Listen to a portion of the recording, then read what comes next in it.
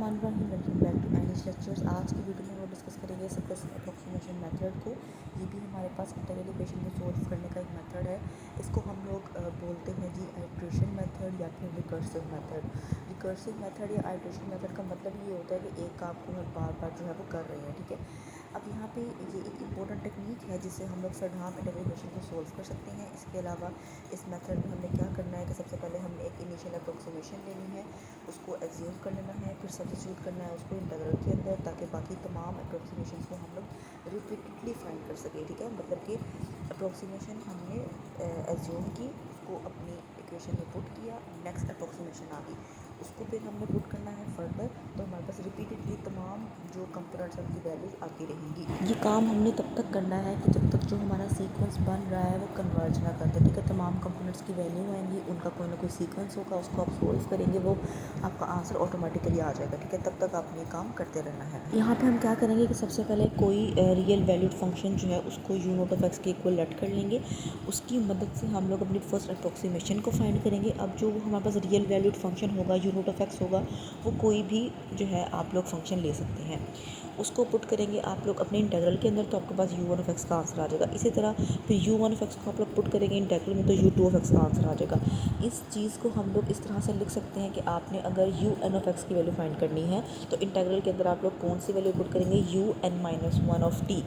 n-1 means कि n आपने अगर फॉर एग्जांपल आपने 3 जो है u3 ऑफ x की वैल्यू फाइंड करनी है, तो 3 - 1 2 होता है, तो आपने u2 ऑफ t की वैल्यू जो है वो इंटीग्रल में पुट करनी है। मतलब जो आपने फाइंड करना होगा उससे एक कम आपने इंटीग्रल में पुट करना होगा, उसकी वैल्यू वहाँ पे पुट करनी होगी।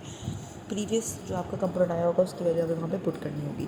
उससे अगली बात कि कॉमनली हम लोग रियल वैल्यू फंक्शन यानी कि यू नोट ऑफ एक्स को या तो 0 के इक्वल लेट करते हैं या 1 के या x के इक्वल, ठीक है। तो इन तीनों में से आप कोई भी जो है वो लेट कर सकते हो। इसके अलावा जब आपने अपना सोल्यूशन फाइंड करना है तो उसके लिए आपको क्या करना पड़ेगा, लिमिट लगानी पड़ेगी n approaches to infinity u n of x के ऊपर, ठीक है। जब आप ये लिमिट अप्लाई करेंगे तो आपके पास यू ऑफ एक्स ऑटोमेटिकली आ जाएगा, ठीक है। यहाँ से आप ये चीज़ नोट करेंगे कि आप जो सा मर्जी रियल वैल्यू फंक्शन लें, मतलब यू नोट ऑफ एक्स की वैल्यू जो मर्जी लें, आपका जो आंसर आएगा वो हमेशा सेम ही आएगा। तो हम कह सकते हैं कि ये इंडिपेंडेंट है of the choice of you of x. Example number 1 discuss कर लेते हैं। हमारे पास इक्वेशन कुछ इस तरह से है। पहला स्टेप होता है कि हमने अपना जीरोथ कंपोनेंट जो है उसको लेट करना होता है, तो यहाँ पे यू नोट ऑफ एक्स की वैल्यू हम लोग 0 के इक्वल लेट कर लेंगे, इसको पुट करेंगे अपनी इक्वेशन के अंदर, तो हमारे पास आंसर 0 आ जाएगा, क्योंकि इंटीग्रेशन जो है वो 0 फंक्शन की 0 होती है। यू वन ऑफ एक्स का आंसर हमारे पास e की पावर x आ जाएगा। इसको पुट करेंगे दोबारा से अपनी इक्वेशन के अंदर ताकि यू टू ऑफ एक्स की वैल्यू फाइंड कर सकें, तो हमारे पास यू वन ऑफ टी की वैल्यू e की पावर t आ जाएगी। इसको पुट करेंगे, इसकी इंटीग्रेशन करेंगे जो कि वापस e की पावर t होती है, लिमिट अप्लाई करेंगे, सिंप्लीफाई करेंगे, उसके बाद बाहर वाले e की पावर जो -1 है उससे मल्टीप्लाई करेंगे, हमारे पास आंसर जो है यू टू एक्स का वो भी आ जाएगा। इसी तरह वही बात कि अगर हम लोग यू टू एक्स फाइंड कर रहे हैं, इसका मतलब n2 है, तो e की पावर -1 यूज़ हुई है। अब 3 के लिए हम क्या करेंगे, e की पावर -2 कर देंगे। सिमिलरली हम यू थ्री ऑफ एक्स की वैल्यू फाइंड कर लेंगे। यू वन ऑफ एक्स के लिए भी हम लोग क्या करेंगे कि n में से एक कम जो है उसको e की पावर बना देंगे, ठीक है। हम लोग यू एन ऑफ एक्स की वैल्यू पे लिमिट अप्लाई करेंगे, n अप्रोचेस टू इन्फिनिटी, बाहर वाला माइनस जो है मल्टीप्लाई होगा तो ये -n+1 बन जाएगा, इस पर लिमिट अप्लाई होगी तो वो नेगेटिव इन्फिनिटी बन जाएगी, और e की पावर नेगेटिव इन्फिनिटी जो है वो 0 होती है। ये दोनों टर्म्स जो है वो एज इट इज़ रहेंगी, क्योंकि उसमें जो है n वाली टर्म्स कोई है ही नहीं, ठीक है, वहाँ पे लिमिट अप्लाई नहीं होगी, तो वही हमारे इस क्वेश्चन का आंसर होगा। U of x is equal to e की पावर x+1 जो है ये हमारा फाइनल आंसर होगा। एग्जाम्पल नंबर 2 डिस्कस कर लेते हैं। इक्वेशन कुछ इस तरह से है। लेट करेंगे यू नोट ऑफ एक्स की वैल्यू इक्वल्स टू 0, उसको पुट कर देंगे अपनी इक्वेशन के अंदर, हमारे पास यू वन ऑफ एक्स का आंसर जो है वो x आ जाएगा। बात याद रहे कि हमने इक्वेशन के अंदर in terms of t put करना है, तो यू वन ऑफ t की वैल्यू जो है वो हमें बस t आ जाएगी, x को हम लोग t से रिप्लेस कर देंगे। यू टू ऑफ एक्स के लिए हम लोग यू वन ऑफ एक्स की वैल्यू पुट करेंगे, तो हमारे पास का स्क्वायर बन जाएगा, जिसकी इंटीग्रेशन जो है वो पावर रूल से सोल्व होगी, पावर में ऐड करेंगे, उससे डिवाइड करेंगे, इस तरह से यू टू ऑफ एक्स का आंसर भी आ जाएगा।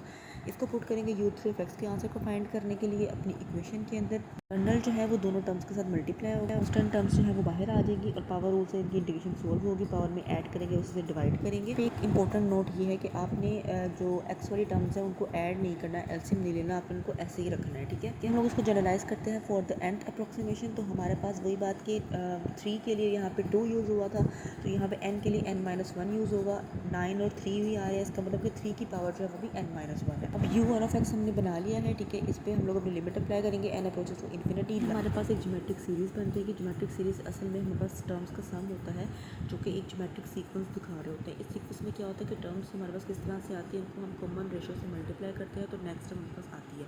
तो ये चीज़ जो है वो हमारे पास एक ज्योमेट्रिक सीरीज़ को फॉर्म करती है। फर्स्ट टर्म हमारी 1 है, कॉमन रेशो यहाँ पे λ/3। कॉमन रेशो हम लोग फाइंड करते हैं अगली टर्म को पिछली टर्म में डिवाइड करके, ठीक है। सम ऑफ द सीरीज़ का फार्मूला यूज़ करेंगे, a1 divided by 1 minus are. यहाँ पे वैल्यूज पुट करेंगे तो हमारे पास आंसर 3/3 माइनस लैम्डा आ जाएगा। इसको वापस अपनी उस पूरी इक्वेशन में पुट कर देंगे, एक्स से बाहर मल्टीप्लाई हो रहा था, एक्स मल्टीप्लाई करा देंगे, हमारा आंसर जो है वो आ जाएगा।